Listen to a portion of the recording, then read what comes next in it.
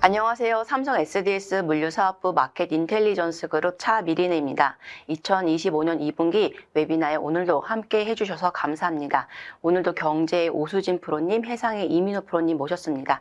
안녕하세요. 안녕하세요. 오늘의 아젠다입니다. 먼저 경제 파트입니다.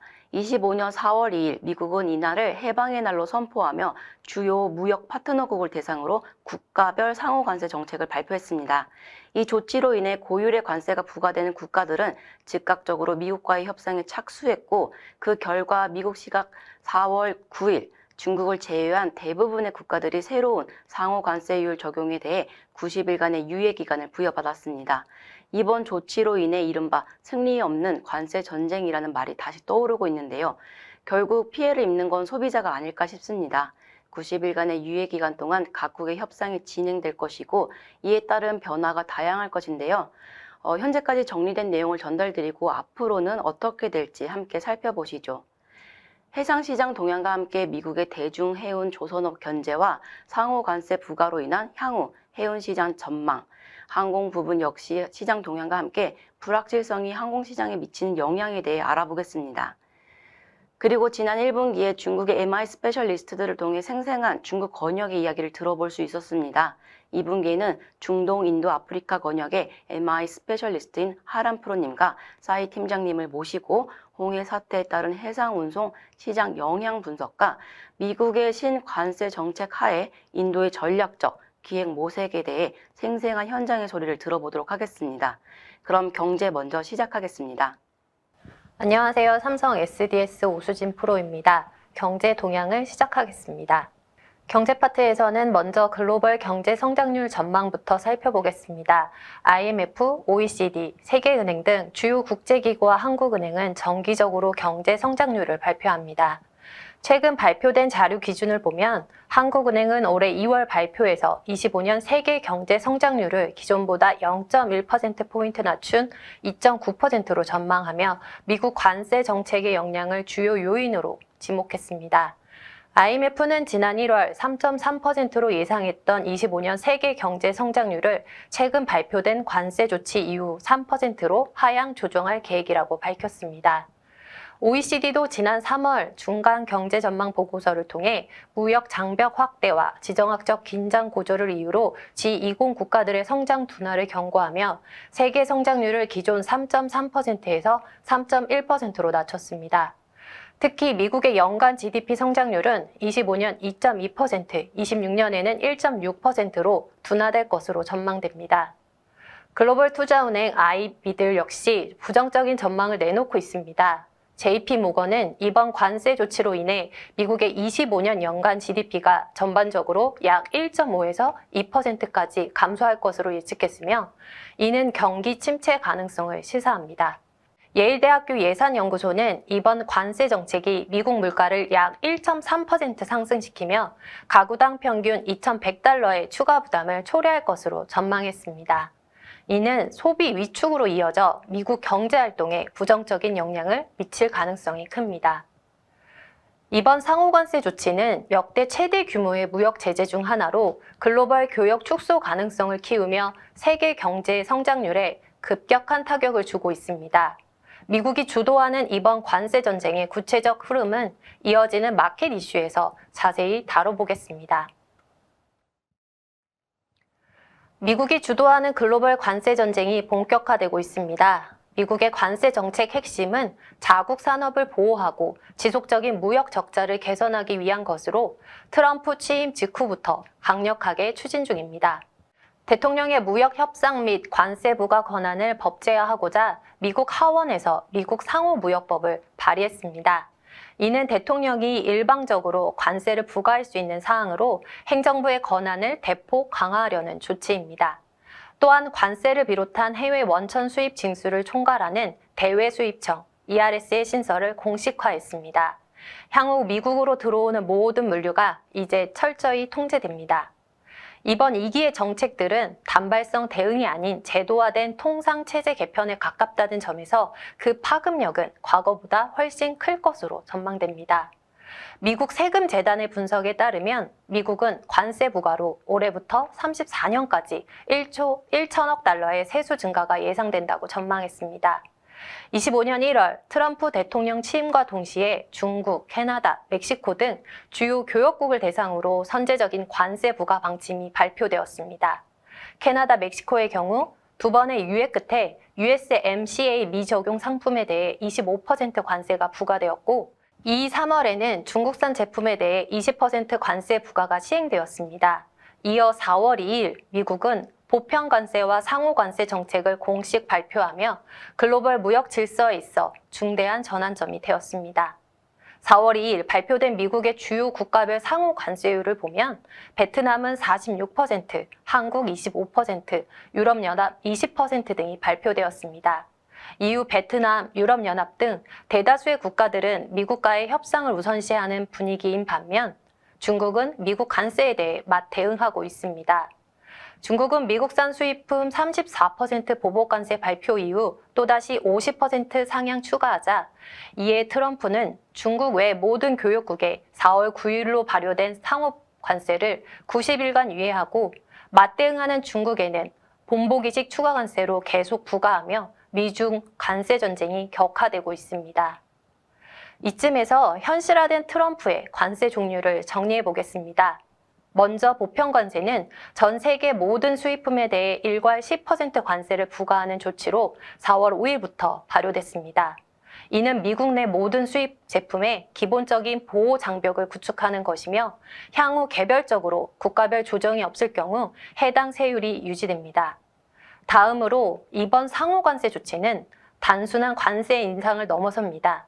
유럽의 부가가치세, 인도, 베트남, 아르헨티나 등의 무역 규제나 보조금 등 각국이 운영 중인 비관세 장벽까지 종합적으로 고려해 국가별로 맞춤형 관세를 부과하겠다는 일종의 선전포고였는데요. 실제로는 미국의 상품 수지 적자와 수입액의 비율을 교역국이 미국에 부과한 관세로 주장하며 그 절반 수준을 교역국에 부과하는 조치로 발표되었고, 4월 9일 상호관세 발효 13시간여 만에 중국 외 모든 교역국 대상으로 90일 유예 조치되었습니다. 세 번째는 국가별 관세입니다. 비무역 정책, 불법 이민, 범죄, 마약 등의 외교적 협상의 지렛대로 관세를 활용하려는 전략입니다. 마지막으로 품목별 관세는 제조업 기반을 자국으로 되돌리기 위한 리쇼어링을 촉진하기 위한 전략입니다. 해당 관세는 4월 2일 발표된 상호관세에 추가 적용은 되지 않습니다. 3월 12일부터 철강과 알루미늄에는 25% 관세가 부과됐고, 4월 3일부터는 완성차에 대한 25% 관세가 시행됐습니다. 자동차 부품은 5월부터 추가 적용이 예고된 상태이며, 앞으로 의약품, 반도체, 목재 등 전략 품목군에 대한 관세도 순차적으로 발표될 것으로 보입니다. 이번 미국의 조치는 단순히 무역 마찰이 아니라 글로벌 공급망 자체를 흔드는 판도 변화입니다. 무역 전쟁은 글로벌 경기 둔화라는 결과로 이어질 수도 있습니다. 향후 몇 개월간의 국제 협상이 중요한 분기점이 될 것으로 예상됩니다. 과거 트럼프 1기 관세 카드에는 어떻게 대응했었을까요? 당시의 고율 관세 정책에 대해 중국은 환율 절하 전략으로 정면 대응했습니다.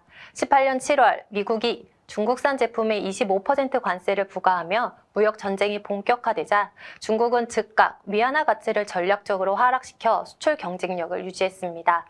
특히 19년 8월 위안화 환율이 처음으로 1달러당 7위안을 돌파하며 미국의 관세 부담을 상당 부분 상쇄했습니다. 하지만 이 같은 인위적인 평가 절하는 중국 경제의 대외 신뢰도를 훼손하는 등 부정적 영향이 발생했습니다.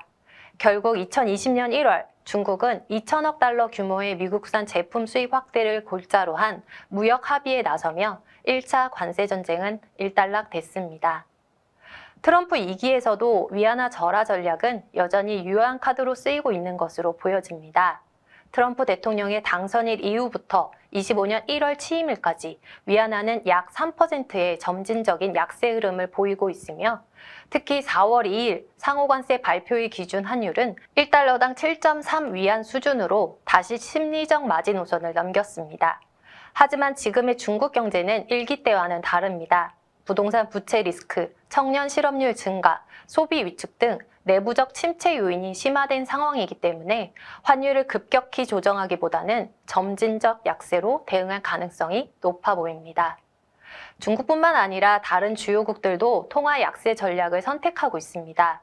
유럽의 경우 유럽중앙은행은 올해 3월까지 기준금리를 연속 인하하며 완화적 통화정책 기조를 유지하고 있고 유로화는 지속적인 약세 흐름을 보이고 있습니다. 캐나다 및 멕시코 역시 미국의 관세 위협과 무역 정책 불확실성을 흡수하기 위해 통화 약세로 대응하고 있습니다. 환율 절하가 단기적으로는 수출 경쟁력을 높이는 데 도움이 될 수 있지만 글로벌 공급망이 재편되고 통화 가치가 지속적으로 하락하면 물가 상승, 외국 자본 유출 등 경제 신뢰도 저하와 같은 부작용이 커질 수 있습니다. 따라서 트럼프 2기 정책 하에 환율 절하 전략의 효과는 과거에 비해 제한적일 가능성이 커 보이며 복잡한 글로벌 경제 속에 예측하기 어려운 결과를 초래할 것으로 보입니다. 마지막으로 트럼프 1기 때의 관세 효과는 어땠을까요?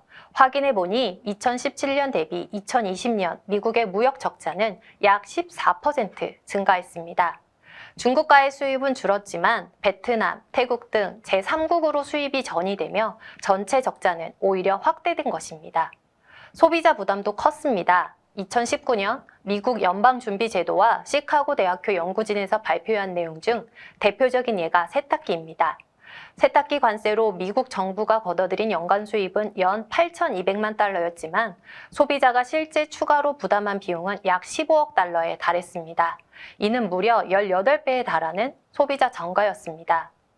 지금까지 트럼프 2기, 미국이 주도하는 관세 전쟁에 대해 살펴봤습니다. 관세는 단순한 무역 조치가 아니라 환율, 통화 정책, 공급망까지 연결된 복합적인 변수입니다. 앞으로 글로벌 무역 질서가 어떤 방향으로 재편될지 그리고 각국이 어떤 방식으로 대응해 나갈지 면밀히 지켜볼 필요가 있겠습니다. 이상 경제 파트 발표를 마치겠습니다. 감사합니다. 안녕하세요. 삼성 SDS 이민우입니다. 이어서 해상시장 동향을 발표하겠습니다. 외부 주요 기관의 해상시황 전망입니다. 국제선주협의회 빔코는 올해와 내년 컨테이너 물동 증감률을 작년 5.5에서 6.5% 수준에서 약 2.5%포인트 감소한 3에서 4%로 전망했습니다. 그리고 올해와 내년의 컨테이너 수요 증감률은 점진적인 홍해 항로 복귀로 항해 거리가 감소되면서 모두 마이너스 1에서 마이너스 2%로 역성장하는 등 수요의 하락세를 전망했습니다. 또 하반기 컨테이너 수요의 핵심 동인으로 불확실성을 증폭시키는 미국의 관세 리스크를 강조했는데요. 세계 경제 둔화, 국제 무역 단절로 화물 수요는 예측치보다 더욱 악화될 수 있다고 우려하기도 했습니다. 한편 해상시장은 당분간 공급이 수요보다 우세한 형태를 전망했습니다. 특히 올해 선박 공급 증감률은 6.2% 수준으로 수요 증감률을 크게 상회하며 과잉 공급 상태가 이어질 것을 예상했고 내년에는 공급량 조절로 수급 격차가 다소 줄어들 전망입니다. 그리고 하반기 공급의 핵심 동인으로 미국의 대중해운 견제 정책이 현실화된다면 북미 항로의 서비스가 축소되고 시장 점유율이 변동되는 등 해운 시장의 공급 구조가 뒤바뀔 수 있다고 강조했습니다. ING 리서치도 올해 컨테이너 시장의 핵심 키워드로 미국 정책 변화로 인한 불확실성과 시장의 과잉 공급을 강조했습니다. 실제로 컨테이너 시장은 미국의 관세 정책과 입항 수수료 발표로 선적을 앞당기려는 움직임이 연초에도 지속되었습니다. 그럼에도 불구하고 올해 컨테이너 물동 성장률을 2.9% 수준으로 전망했는데 기업들은 공급망 재편과 물량 조절과 같은 전략을 마련하며 일정 부분 대응할 것으로 내다봤습니다. 그리고 작년부터 시작된 희망보험 우회로 운항거리와 해상운임이 급등했는데요. 홍해항로 정상화는 2분기까지 대대적인 재개가 어려울 것이지만 올해부터 움직임이 시작돼서 일정 수준 영향을 미칠 수 있다고 전망했습니다. 홍해항로가 정상화되면 다시 선사들은 선속 감소, 패턴 확대, 임시결항 등을 통해 비대해진 공급량을 조절하는 게 다시 중요한 초점이 될 것이고 재개되더라도 안정화를 위한 추가 혼란이 발생할 수 있다고 우려했습니다. 이어서 클락슨의 글로벌 컨테이너 선대 공급량 전망입니다. 작년 글로벌 컨테이너 선대는 3천만 TEU를 초과하면서 역대치를 달성한 이후 1분기 기준 올해 컨테이너 선대가 3,100만 TEU를 넘어설 것으로 전망했습니다. 이 수치는 직전 분기 예측 대비 약 2%가 증가된 수치로 당분간 선대 공급은 꾸준히 확장될 것으로 예상했습니다. 수주 잔량은 전체 선대 대비 27%로 증가세는 둔화되었지만 1분기를 기준으로 역대 최고 수준인 850만 TEU를 넘어서면서 공급 과잉은 단기간 해소되지 않고 당분간 지속될 것으로 예상됩니다. 이처럼 주요 기관들은 올해 해상시장이 잠재적인 경제 리스크와 지정학적 불확실성 증가로 수요 둔화와 공급 과잉에 직면하면서 공급이 우세한 상황이 이어질 것으로 전망하고 있습니다. 다음은 마켓 이슈입니다. 최근 미국은 대중해운 조선업에 대한 제재를 발표하면서 예상보다 더욱 강한 견제를 이어가고 있습니다. 먼저 미국은 왜 이런 강경한 조치를 취하는지 배경을 살펴보겠습니다.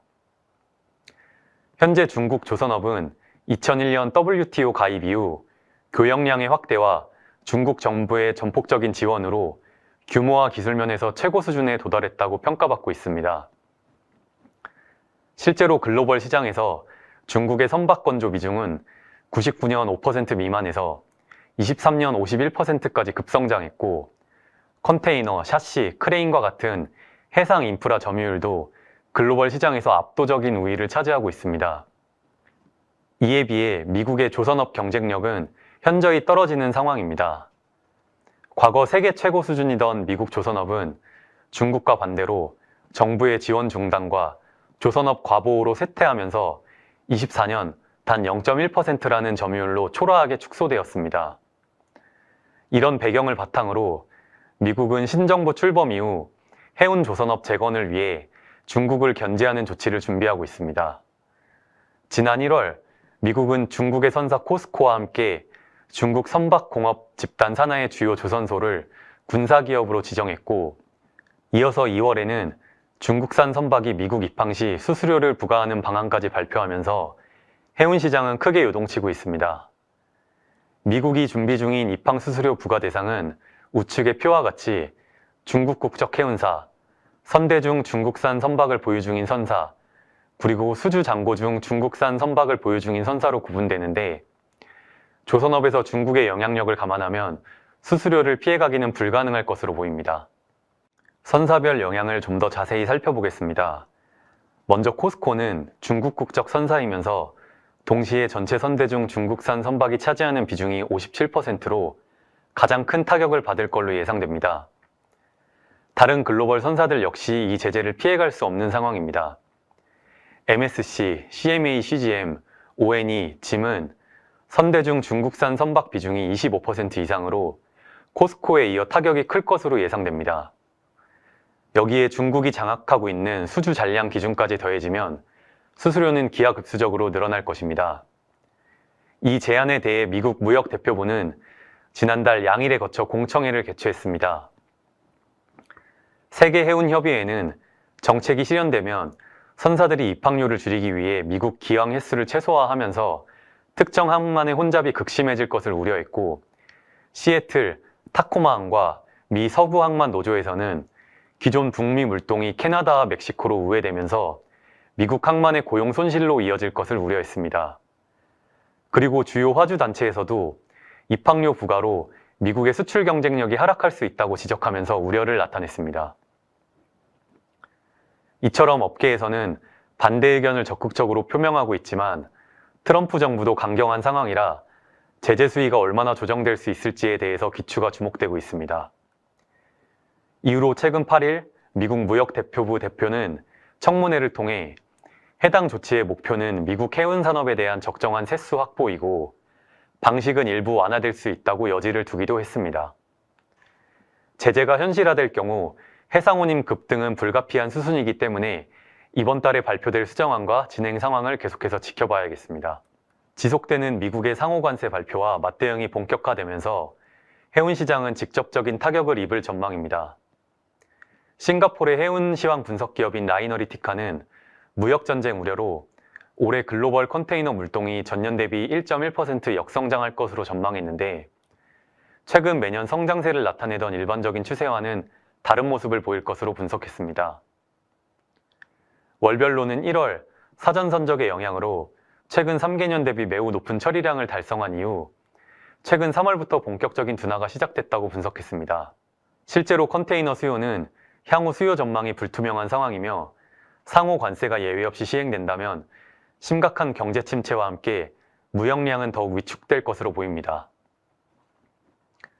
그리고 이번에 상호 관세 부과는 기존 중국 중심의 글로벌 공급망에도 큰 혼란을 야기할 전망입니다. 미중 무역 갈등이 격화되면서 제조업체들은 기존 생산 기지를 이전하거나 생산량 조절 검토가 불가피하게 되었는데요.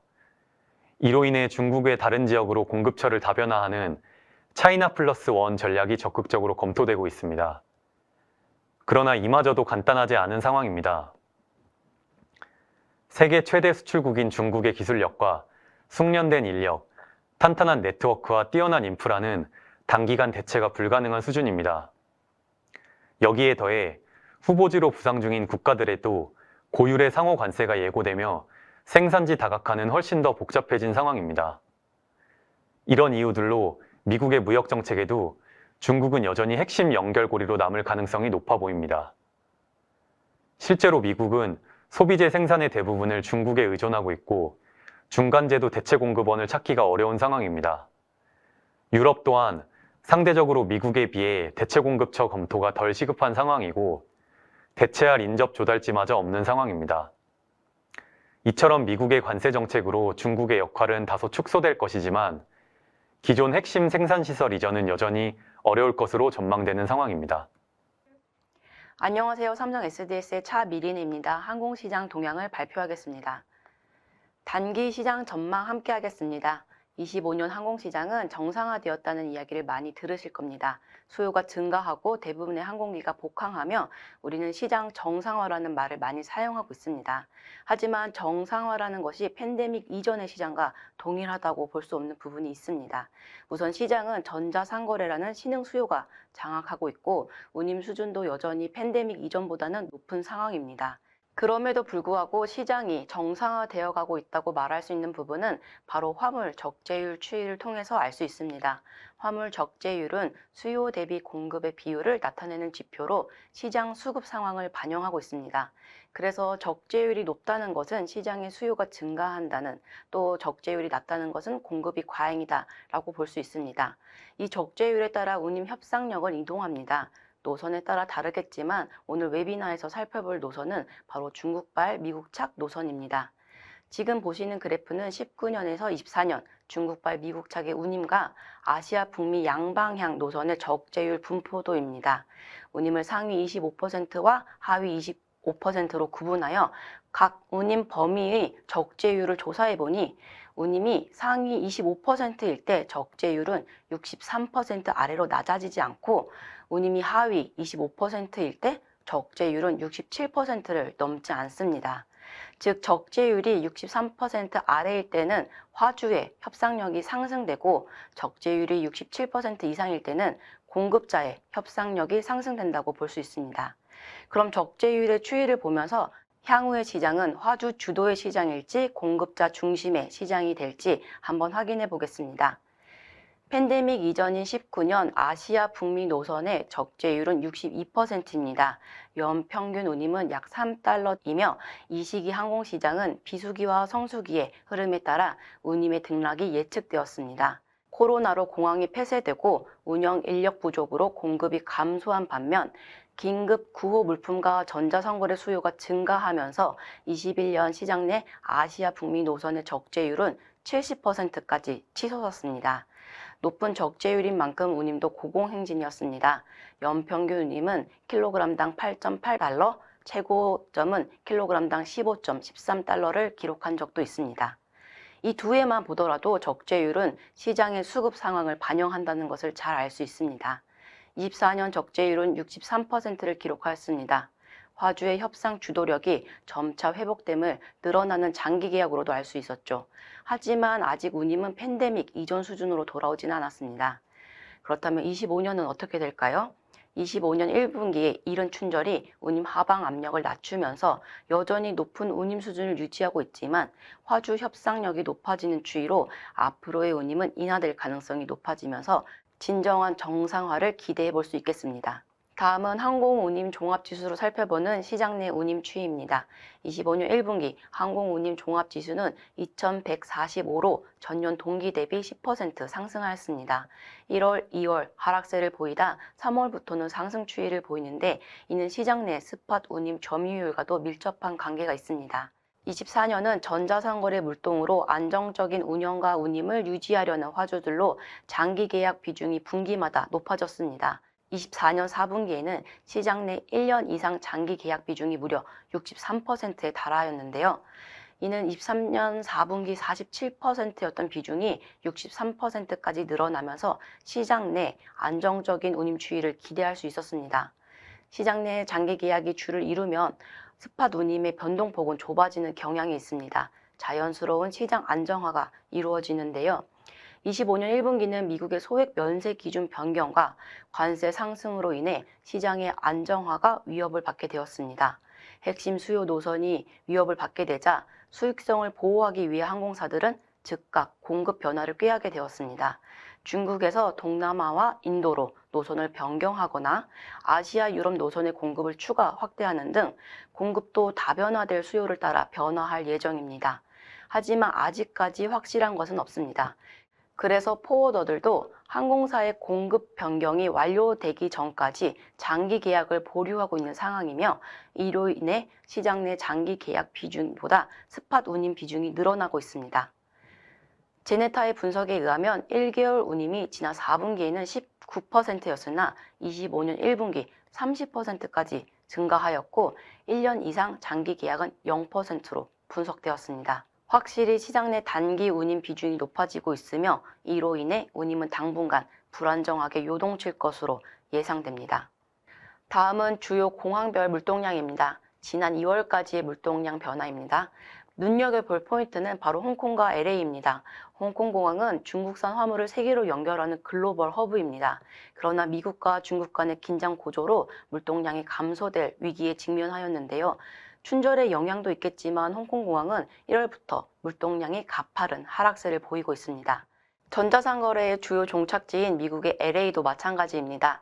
2월 소액 품목의 면세 제도가 약 사흘간 폐지되면서 수요와 공급이 일시적으로 중단되었고 이후로도 예전만 하지 못한 수요세를 보이며 25년 2월 물동량은 전년 동기 대비 11.2% 급감하였습니다.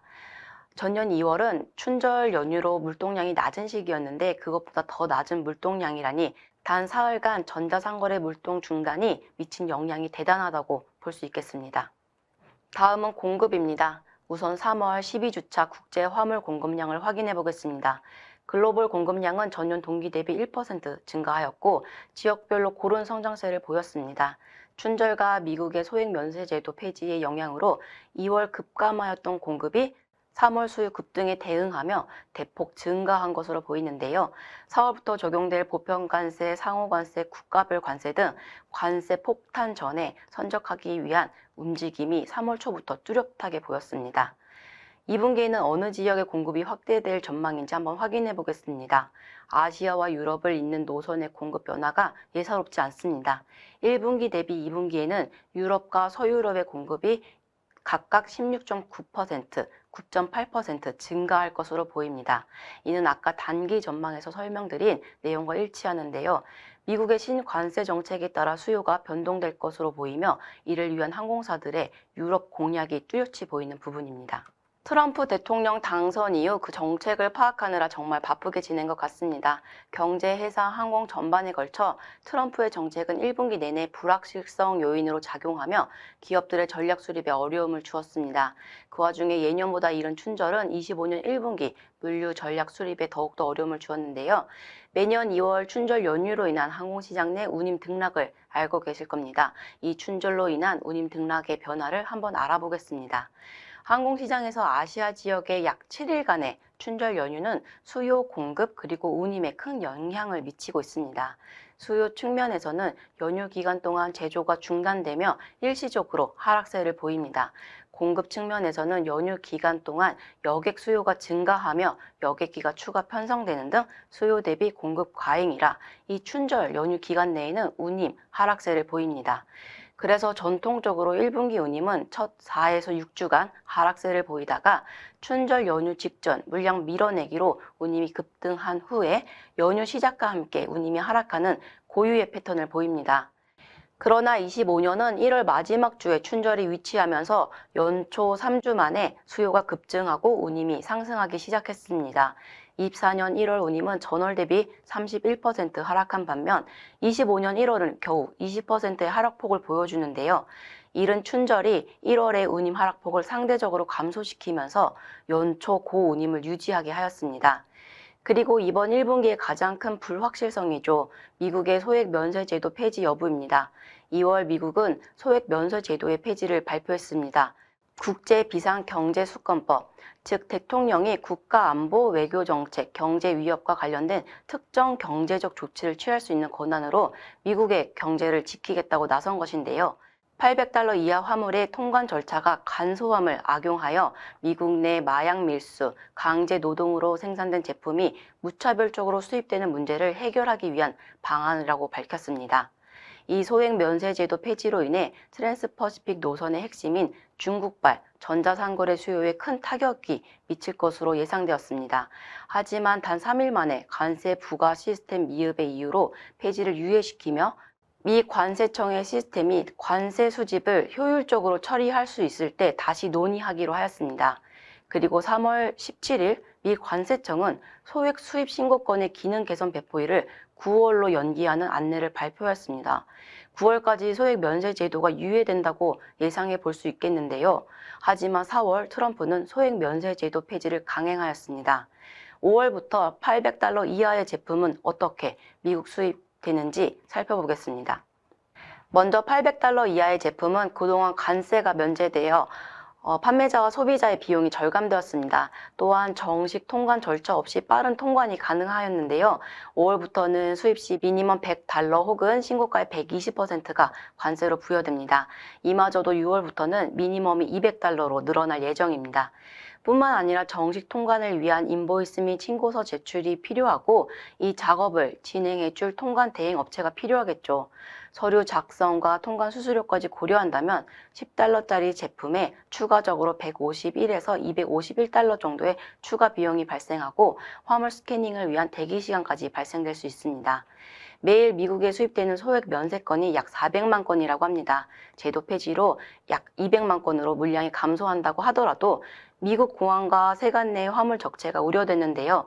세관 검사로 인한 화물 처리 비용과 시간 증가로 인한 항공 운송의 경쟁력이 저하될 것으로 예상됩니다. 또한 소액 면세 폐지로 전자상거래 기업의 수요가 크게 감소할 것으로 전망되었는데요. 과연 기업들은 어떤 대안을 찾았을까요? 우측의 그래프는 항공과 해상 운송 모두별로 본 중국발 미국차 전자상거래 물동량입니다. 해상 물동량은 중국발 전자상거래의 주요 플레이어인 쉬인의 물동량 기준이며 항공 물동량은 쉬인의 동일한 품목의 중국발 미국차 전체 수요입니다. 이 두 가지 정보를 분석해 본 결과 21년 항공과 해상의 물동량 격차는 무려 1,580배였습니다. 그러나 23년 홍해 사태 이전 그 격차는 121배까지 축소되며 기업들은 트럼프 이전부터 높은 항공 물류비를 절감하기 위해 해상 운송의 비중을 높이고 또 공급망을 다각화하고 있었습니다. 미국의 소액 면세 제도 폐지는 단기적으로 트랜스퍼시픽 노선의 혼란을 가중할 것입니다. 하지만 장기적으로 본다면 중국, 미국 노선이 집중된 수요가 분산되며 수요와 공급이 고르게 발전하는 균형 잡힌 성장을 기대해 볼 수 있겠습니다. 이상 항공 발표를 마치겠습니다. 다음은 중화서 권역에서 준비한 권역 동향입니다. 사이 팀장님과 MI 스페셜리스트인 하란 프로님이 준비해 주셨는데요. 현장의 생생한 목소리로 중화서 지역의 주요 이슈 살펴보시죠. Good morning, everyone. I'm Sai Prakash Nair with the MEIA pricing team. And today we'll briefly walk you through two major developments impacting global logistics. To begin with, the Red Sea crisis and its impact on global logistics, which will be covered by my colleague Haran. And I will take you through developments on the tariff impacts and how India is positioning itself into a strategic opportunity for trade and manufacturing. Hello everyone and thank you for joining us. I am Lakshmi Haran from the Market Intelligence team, MEA region. I'll start with a quick overview of the Red Sea crisis, its impact on global shipping, and how the industry is responding. Let's begin with the Red Sea crisis and understand why this region has become such a major point of concern for global trade. The Red Sea, which connects the Indian Ocean to the Mediterranean through the Suez Canal, is one of the busiest and most strategic trade route in the world. Ships that travel between Asia and Europe use this path, and it saves them about 7,000 kilometers. That's nearly 10 to 12 days of sailing time. It reduces fuel consumption, lower cost, and keeps trade running efficiently. But this key route was thrown into turmoil after the conflict between Hamas and Israel began on October 7, 2023. As tension escalated, the impact spread beyond Israel and Palestine. In November 2023, Yemen's Houthi rebels declared their support for Hamas and began attacking cargo ships in the Red Sea using drones and missiles. These attacks were aimed at disrupting trade and sending political messages, but they also created a huge risk for international shipping companies. In response, many global shipping lines stopped using the Suez Canal entirely. To protect vessels and trade, international naval forces were deployed. These included Operation Prosperity Guardian, led by the US, and the EU naval mission Aspides, a European mission. Even though a ceasefire was reached between Israel and Hamas in January 2025, tension remains. The ceasefire came in 3 phases, and while the immediate violence has slowed down, the region is still unstable. The possibility of more clashes is always there. To understand how this conflict unfolded, let's look at the key timeline. On October 7, 2023, Hamas attacked Israel, marking the start of the war. The very next day, October 8th, Hezbollah, a powerful militant group from Lebanon, joined the conflict. On September 8, 2024, Israel killed Hezbollah leader Nasrallah in an airstrike. Then on October 16, 2024, Israel carried out a mission that killed Hamas leader Yahya Sinwar. After 15 months of intense fighting, a ceasefire deal was reached on January 15, 2025. But by March 1, the first phase of ceasefire has expired and negotiation for phase 2 were struck. On March 18, Israel resumed airstrikes on Gaza, effectively ending the truce. Finally, on March 28, Hamas agreed to a new truce, releasing 5 hostages in exchange for a 50-day extension. As we can see, the war went through many twists and turns, and though ceasefire was agreed upon, peace in the region is still fragile. The conflict didn't just stay on land, it seriously affected the global shipping. The Suez Canal, which usually sees heavy traffic, witnessed 76% drop in the ship transit by February 2025 compared to late 2023. With the Red Sea route becoming too risky, ships started going around the Cape of Good Hope, which is the southern tip of Africa. But this longer journey added 2 to 3 extra weeks to the trip and caused a 33% spike in the fuel and operational cost. The container shipping segment was hit the hardest. Container ship arrival at the Gulf of Aden dropped by 90%. Ships also become less reliable in terms of schedule, falling from 62% on-time arrival in November 2023 to just 52% in January 2024. Now, here's the interesting part. Despite all this, global shipping demand actually grew by 3%. Why? Because there was an 11% increase in container shipping demand as business rushed to secure goods and reroute cargo. Let's talk about how shipping companies responded to the Red Sea crisis. Major international liner like Maersk, MSC, Hapag-Lloyd, Evergreen and HMM acted swiftly by rerouting their vessel around the Cape of Good Hope. This was a significant shift as they temporarily suspended all transits through the Suez Canal to avoid the conflict zone. Zim, an Israeli company, made an even more decisive move by completely stopping its operation through Suez Canal. On the other hand, some global carriers like CMA CGM, COSCO, PIL, Vanhai and Messina chose to continue limited service to Red Sea. These carriers are taking calculated risk while maintaining some access to critical market in the region.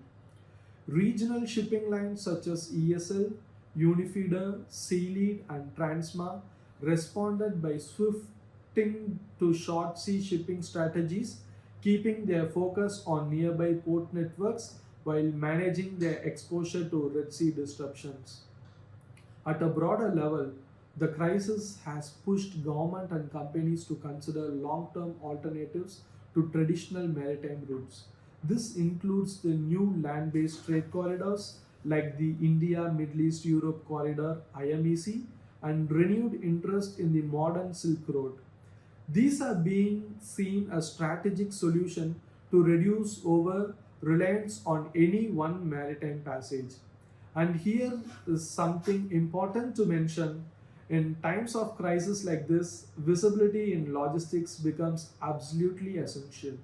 Fortunately, our in-house digital platform, Celosquare, provides a powerful vessel tracking feature which our valuable customers have found to be very effective to gain real-time visibility over their shipments. This kind of visibility is a major advantage when it comes to responding to unexpected situations and building a smarter, more precise logistics strategy. It's about staying informed, staying ahead, and making confident decisions even in the uncertain conditions. Now let's look ahead. What does the future of global shipping look like after the ceasefire? The situation is still uncertain. Maersk and Hapag-Lloyd, two of the world's biggest carriers, have not resumed operation through the Red Sea. They are still using the African route, citing ongoing security threat and pushing crew safety above all. CMA CGM is taking cautious steps. They have started trial voyages but have not resumed full-scale transit. In Egypt, the Suez Canal Authority met with MSC's CEO to discuss safety and reassurance global partners, but with renewed Houthi attack, many companies remain hesitant. Let's talk numbers. Even after the ceasefire, attacks haven't stopped completely, so ships continue rerouting. Experts say it may take 8 to 10 weeks for service to normalize only if the region becomes safer. If instability normalizes, we could see a slight drop in container ship demand, possibly around 1%. So, what's the bottom line? Shipping companies must stay flexible. They need to monitor the situation, diversify their route, and invest in resilient logistics strategies. The message is clear. Don't rely on just one route. Build systems that can adapt to changing geopolitical realities. That concludes the overview of the Red Sea crisis and its impact on global shipping. Now I'll hand it over to Sai Prakash, who will take us through the second topic, India seeking opportunity on US tariff. Thanks, Haran. Okay, so now let's shift our focus to another major global development, the rise in US tariffs under President Trump's second term, and how India is turning this challenge into an opportunity. At the start of 2025, the US launched a bold new phase of trade protectionism, often referred to as Trump 2.0 tariff strategy. This new strategy targets some of America's biggest trading partners, China, Canada, Mexico, and the European Union to begin with. The main goal: to protect American industries such as steel, aluminium, automotive, and agriculture. They were not the only ones. There were other motives too: to fix trade imbalances, renegotiate old trade deals, and most importantly, to counter China's rise, especially in the manufacturing and high-tech sectors. However, these moves did not come without global consequences. The strategy sparked global retaliation as other countries began imposing their own tariffs in return, and created a lot of economic uncertainty which we go through to date. The impacts of these tariffs rippled across the globe. Trade relations were strained, costs of import goods increased, and affected countries responded with counter tariffs. Financial markets also felt the heat. There was a noticeable volatility in commodities, foreign exchange, and stock prices, all because of the uncertainty created by the new trade policies. The disruption pushed many companies to rethink their global supply chains, and that opened the doors for countries like India. Here's a quick look at the key events in the Trump 2.0 tariff timelines. On March 4, 2025, the US doubled tariffs on Chinese goods from 10 to 20%, mainly targeting electronics like smartphones, laptops, and wearables. In response, China, Canada, and Mexico retaliated with their own tariffs. Then, on April 2nd, a new 10% blanket tariff was announced on all imports entering the US. Countries affected by this imposed reciprocal tariffs in return. 네, 트럼프는 미국 현지 시간 9일부로 세계 각국을 상대로 발효한 상호 관세를 즉시 90일간 유예하고 10% 기본 관세만 유지하되 중국만은 예외를 두었는데요. 시장의 혼란은 여전한 것 같습니다. This led to a shakeup in global trade, and it created a chance for new winners to emerge. Since the beginning of Trump's second term, the US has been rolling out one tariff policy after another, and longtime trade partners have been struggling to keep up. China got hit with tariffs on key exports like consumer electronics, and the EU faced 25% tariffs on cars, one of its biggest export items, as we are all aware. Even Vietnam, once seen as a solid alternative to China, ended up with a 46% reciprocal tariff rate. 네, 하지만 미국 시각 9일 기준으로 베트남의 상호 관세율도 90일 유예가 되었죠. 유예 기간 동안 펼쳐질 외교전이 대단할 것 같습니다. All this shook up global manufacturing bases. Most countries were busy trying to respond to the US tough stance. But one country saw this as an opportunity. India quickly caught the spotlight with its fast-growing manufacturing capabilities, lower tax rates, and affordable lower costs. It's now seen as one of the most promising alternatives to China and is gaining serious attention as a global production hub. Lastly, Brazil has also come in the spotlight as a new alternative supply chain hub, benefiting from a low reciprocal tariff rate of 10%. What did India do? India didn't just wait and watch. It acted quickly, rolling out a smart set of policies to turn the global disruption into a long-term advantage. Here's what India did. Fast-track trade arrangements with countries like UK and EU and deepened its engagement with the US. Boosted exports by expanding to new markets, especially those caught up in the tariff war. Positioned itself as a strong China plus one alternative, a long time coming, inviting global manufacturers to shift or diversify their supply chains to India. Furthermore, India focused on key sectors with high global demand, namely semiconductors, electronics, renewable energy, and pharmaceuticals.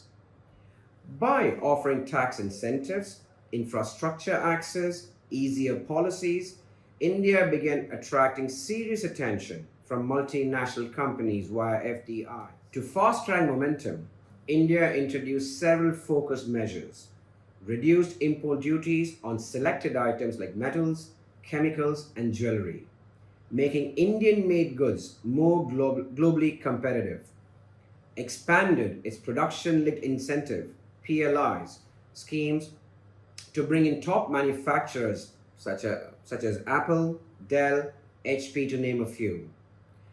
Increased defense and energy trade with the US, buying fighter jets, drones, and high-tech medical equipment.